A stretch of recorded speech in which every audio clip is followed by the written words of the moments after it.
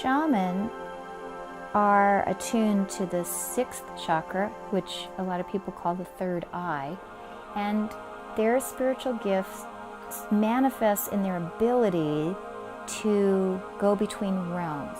So we know there's many realms outside of the realm we all live in every day, the third dimension, earth life. There's places we all go when we dream. There's places in our own minds we go when we imagine things.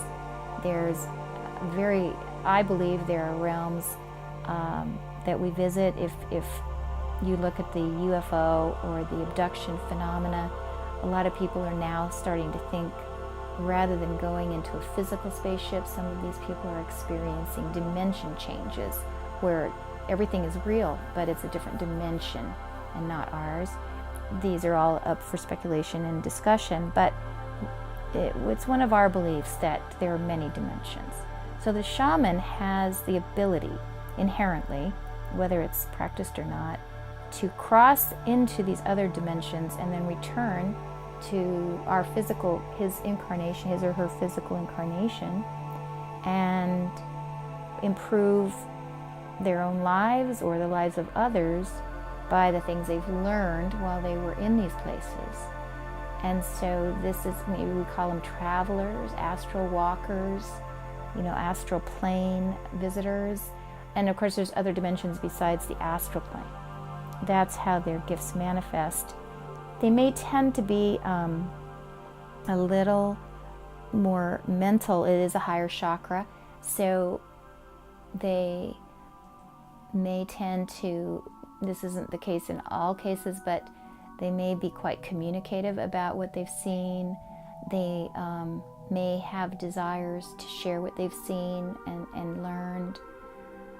They very often do find themselves in positions like medicine men, where other people rely on their visions for healing and other things. There is a phenomena inside of the shaman tradition that specializes in retrieval of soul fragments that deals with healing on a much deeper level than either just emotional or physical. Certain shamans become quite adept at helping people do that. So they do get known as guides very often, and their abilities come from what they learn in other dimensions and how they can articulate that back here.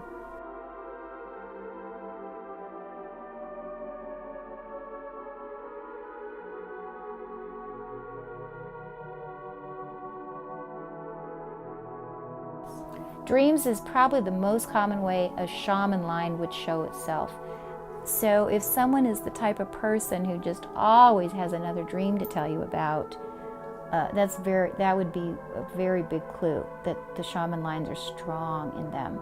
Because if someone has never purposely gone into another realm through a meditative process or some kind of ritual that took them to an altered state, the sleep modality that we all go through puts us there. We don't have a choice.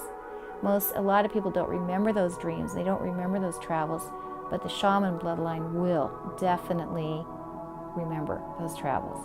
And over time, you'll see people who are very intuitive, and they might even be able to tell the future by dreams. So their abilities could expand from just the people whose shaman lines aren't as strong, it would be kept to the dream state.